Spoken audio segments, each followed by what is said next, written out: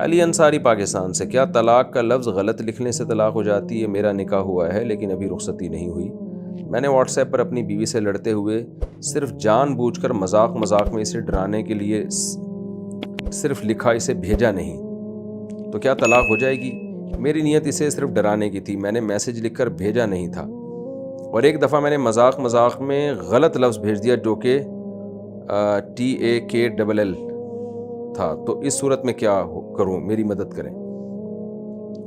دیکھیں، اگر بیوی کا نام لکھ کے آپ نے یا بیوی کی طرف نسبت کر کے طلاق کا سینٹنس کمپلیٹ لکھ دیا تو اس سے طلاق واقع ہو جائے گی، چاہے ڈرانے کی نیت سے ہو، کیونکہ جب آپ نے ایک سینٹنس لکھ دیا تو وہ طلاق اس سے ہو جاتی ہے.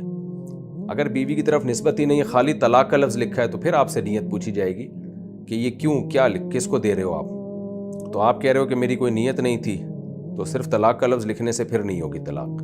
لیکن اگر نیت تھی تو پھر لکھتے ہی ہو جائے گی. تو آپ کہہ رہے ہو نیت نہیں تھی، لیکن اگر پورا جملہ آپ نے لکھ دیا کہ میری بیوی کو طلاق یا تمہیں طلاق ہے، اس طرح کا سینٹنس ہو گیا، تو پھر وہ بے شک ڈرانے کے لیے ہو تو وہ ہو جائے گی طلاق. کیونکہ طلاق زبان سے بھی ہوتی ہے، لکھنے سے بھی ہوتی ہے، جیسے زبان سے ہو جاتی ہے ویسے لکھنے سے بھی ہو جاتی ہے. اور جو میسج پر آپ نے TAK یعنی غلط اسپیلنگ لکھ کے بھیجا، تو آپ کی اگر نیت نہیں تھی اور ڈرانے ہی کے لیے جان کر غلط اسپیلنگ لکھ رہے تھے، تو پھر طلاق نہیں ہوگی. لیکن اگر کسی کی نیت طلاق دینے کی اور اسپیلنگ کی مسٹیک ہو جائے اور کچھ نہ کچھ ورڈ طلاق والا بن رہا ہو، تو پھر خوب سمجھ لیں کہ طلاق واقع ہو جاتی ہے. لیکن آپ نے جان کر غلط لفظ لکھا ڈرانے کی نیت سے اور اسپیلنگ غلط لکھی، تو پھر طلاق نہیں ہوگی. آئندہ یہ حرکتیں نہ کیا کریں کہ کوئی کچھ اور طرح سے ڈرا دیا کریں، سر پہ سینگ لگا کے ڈرا دیں اس کو.